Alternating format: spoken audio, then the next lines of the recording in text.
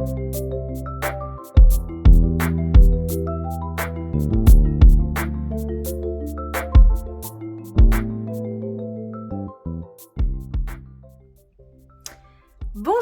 bienvenue à tous pour cette nouvelle aventure créative, c'est Linda.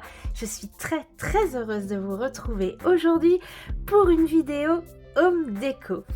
J'ai réalisé ce petit globe altéré, vous allez voir dans la vidéo.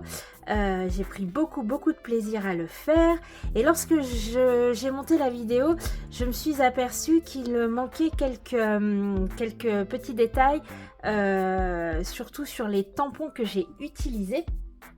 Donc je vous fais un petit préambule pour vous montrer les tampons, pour voilà, vous montrer les planches pour si vous voulez réutiliser ces tampons, savoir où les trouver. Et puis également, ça je vous l'aurais dit dans la vidéo, mais j'en profite là pour le faire. Cette vidéo m'a été grandement inspirée par la chaîne Créalo, qui elle aussi a fait un globe altéré. Je vous mettrai le lien de sa vidéo en barre de description. N'hésitez pas à aller voir sa vidéo, voir comment elle a interprété ce globe altéré. Merci à elle en tout cas pour l'inspiration. Alors, pour ma part, je suis partie sur 4 fleurs, vous verrez. 4 fleurs qui sont importantes pour moi, 4 fleurs avec lesquelles je travaille assez régulièrement. Alors vous verrez, je vais vous donner ce que ces fleurs signifient pour moi. Donc je précise bien que c'est pour moi, voilà, elles me parlent d'une certaine manière, j'y réponds d'une certaine manière, mais ça c'est vraiment très personnel et j'avais du coup très envie de faire ce globe altéré pour quelque part rendre hommage à ces 4 fleurs. Alors pour la première des fleurs, vous verrez, c'est le lilas. Alors pour le lilas, j'ai utilisé ce tampon qui vient d'un set de chez Action il y a très longtemps. Donc ça, ce sera pour le lilas. Ensuite, j'ai utilisé le lotus. Le lotus est une plante aussi est une fleur très importante pour moi dans mon développement personnel et dans ma spiritualité. Et pour ce faire, j'ai utilisé cette planche de Shoe and Flower, pardon, Voyage imaginaire. C'est une planche que j'aime énormément, que j'utilise beaucoup. Donc j'ai utilisé cette planche-ci. Ensuite, j'ai utilisé cette planche de chez La Fée du Scrap qui s'appelle Cacatoès pour l'hibiscus. Voilà, on a une jolie composition d'hibiscus sur cette planche. Et enfin, le frangipanier, plus connu sous le nom de la fleur de Moneuil. C'est un tampon non monté de chez La Fée du Scrap. Et pour les petites fleurs, j'ai utilisé j'ai utilisé ce set de tampons de la Petite Française pour les feuilles qui iront avec cette fleur. Voilà, je vais essayer de condenser un maximum la vidéo. Je pense qu'elle sera néanmoins un petit peu longue. N'hésitez pas à l'accélérer si l'envie s'en fait sentir. Et puis voilà, je vous dis à tout de suite pour l'explication de comment j'ai procédé pour ce globe altéré. À tout de suite. Alors pour mes tamponnages, je suis partie sur une colorisation au Derwent Intense, donc des crayons aquarellables. Je voulais quelque chose d'assez péchu et c'est vrai que les crayons aquarellables, c'est un médium que j'aime beaucoup travailler. Donc voilà pourquoi.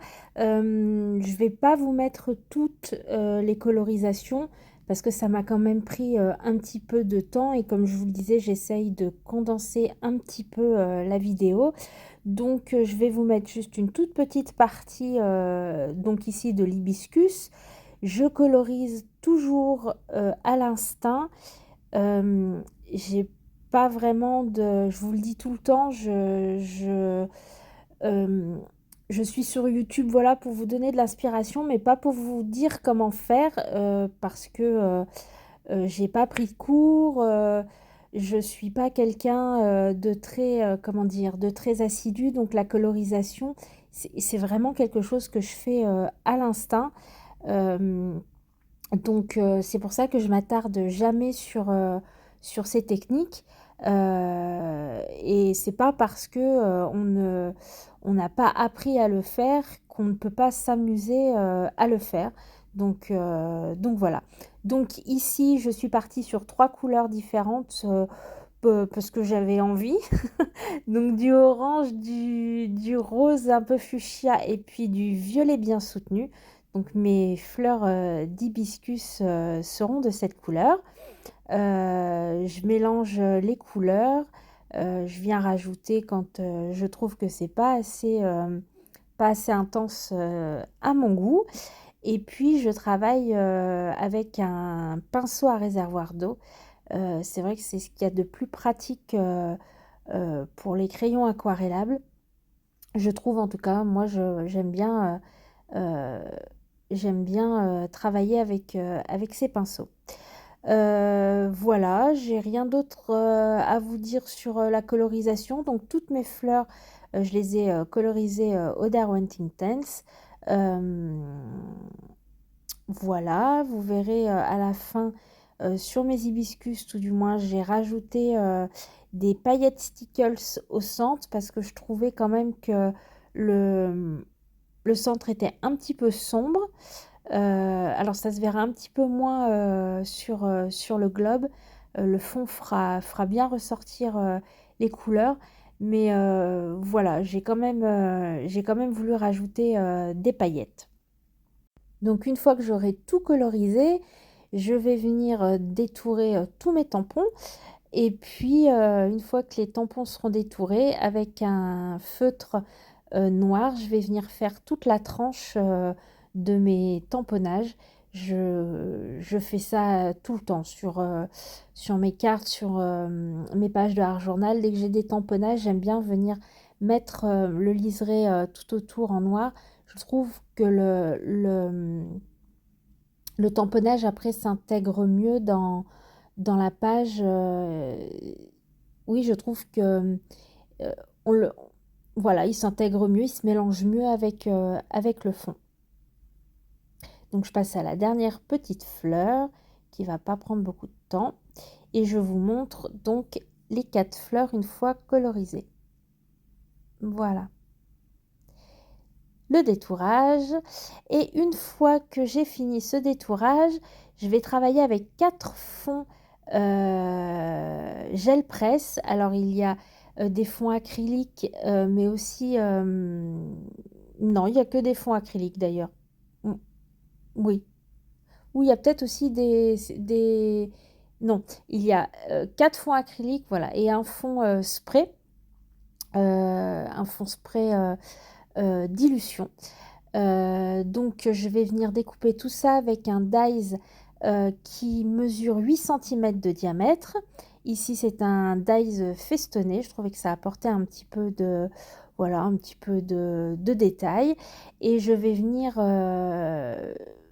doubler toutes mes découpes avec, un cardstock un petit peu plus épais.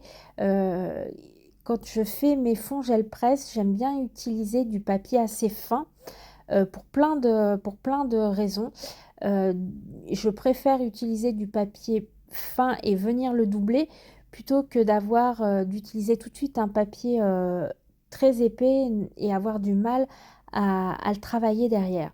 Donc une fois que j'ai recollé, un fond sous tous mes dies, je vais venir, retravailler un petit peu, vous verrez, pas tellement que ça, un petit peu mes fonds. Alors le violet, avec une Distress Oxide, je suis venue faire tout le contour, et puis, avec un tampon, écriture, je vais venir, mettre un peu d'embossage, à chaud, blanc. Heu, alors pas entièrement, vous allez voir. Je vais, venir, chauffer le fond. Mais il y a certaines parties que je ne vais pas venir chauffer, que je vais venir enlever la poudre et ça fait un côté un peu ancien, écriture un peu passée et c'est exactement l'effet que je voulais pour ce fond.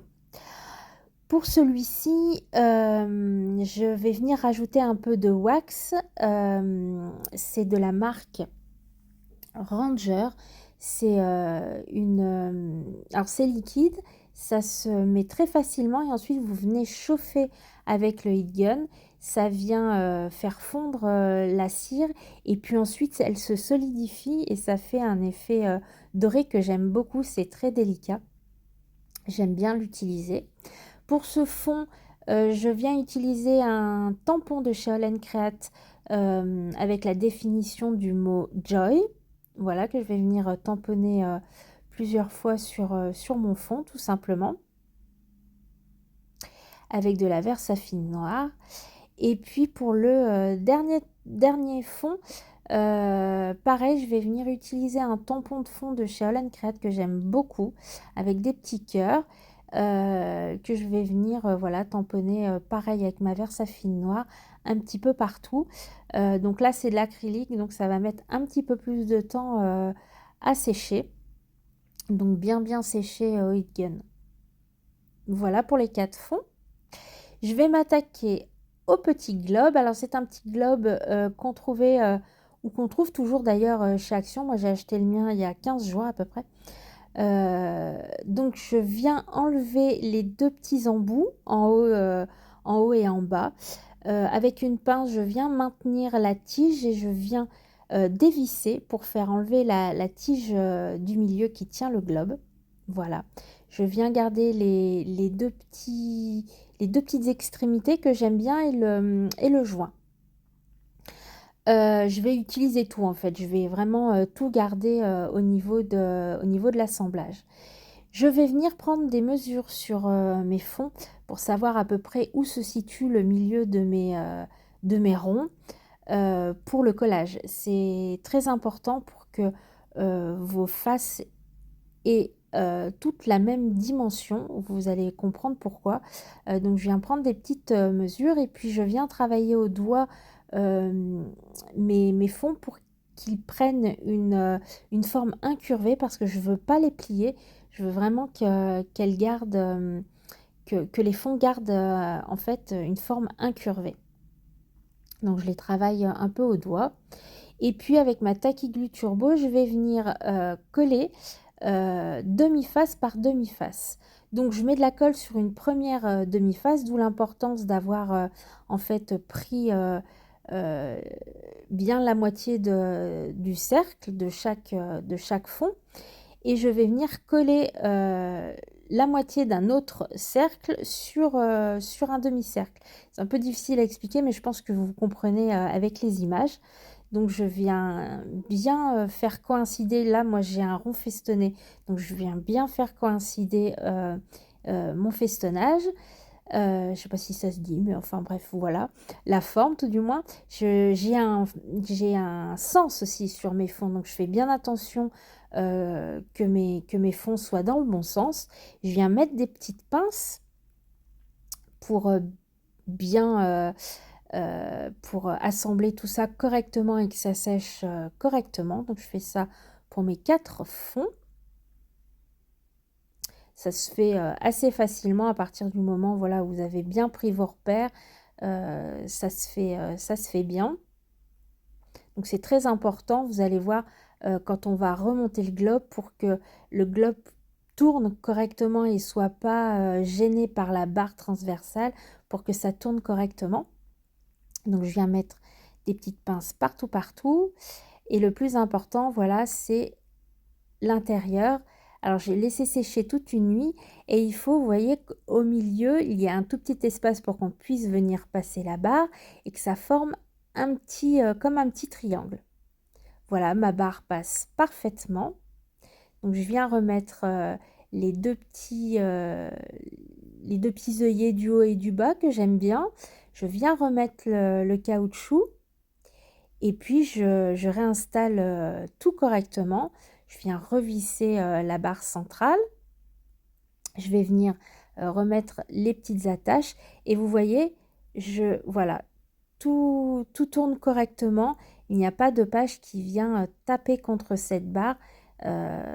Voilà, donc c'est parfait. C'est vraiment le point le plus technique, c'est que voilà, faut vraiment que vos demi-cercles soient bien collés et qu'il n'y en ait pas un qui dépasse par rapport aux autres.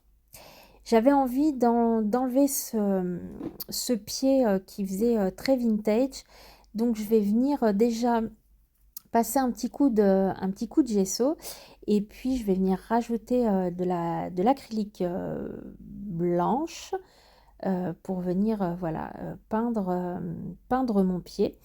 Alors après coup, je me suis dit que j'aurais mieux fait de le faire avant de remettre mon globe en papier. Ça va un petit peu me gêner, mais j'avais la flemme de tout renlever pour tout remettre après. Bref, j'ai tout fait. Du coup, j'ai quand même gardé le globe. Mais voilà, si vous le reproduisez, faites-le avant de remettre le globe en papier. Vous serez quand même un peu moins embêté. Je viens rajouter 3 autres couleurs, du jaune, du rose et du bleu sur mon pied. Voilà. Et puis, une fois que j'aurai que le mélange de couleurs me plaît, je vais venir rajouter quelques petites projections d'encre de Chine noire sur mon pied pour apporter, comme à mon habitude, du contraste. Donc c'est surtout pour cette partie en fait que le globe en papier m'a un peu gênée, mais j'ai réussi à m'en dépatouiller quand même. Voilà, mon pied est sec et je vais donc maintenant m'attaquer à la décoration de chaque face avec une fleur. Alors le violet, je l'ai consacré au lilas. Le lilas pour moi, alors surtout le lilas violet. Pour moi, je travaille avec le lilas, il est relié pour moi aux ancêtres. C'est une fleur, une énergie féminine qui me fait beaucoup penser à ma grand-mère. Donc voilà, même l'odeur, voilà, c'est vraiment une fleur euh, qui me rappelle mes ancêtres. Je viens coller mes tamponnages avec de la colle chaude pour 2 raisons. La première, c'est que ça colle très vite. Voilà, il n'y a pas besoin d'attendre que ça colle. Et la deuxième, ça mène un petit peu de volume, moins que de la mousse 3D, mais quand même. Je trouve, j'aime beaucoup travailler avec la colle chaude. Si vous me suivez, vous le savez. Et ici, je trouvais que c'était parfait, que ça convenait parfaitement. Alors, la colle chaude colle très bien et très vite, donc il faut être très précis. Mais voilà, on ne met pas 15 ans à faire la mise en page et, euh, et c'est plutôt agréable. Je rajoute 2 petits papillons que j'ai découpés dans du calque blanc qui, voilà, pareil, me fait penser aux ancêtres. Et la première face du lilas est terminée. J'ai mis un sentiment qui dit mémorise.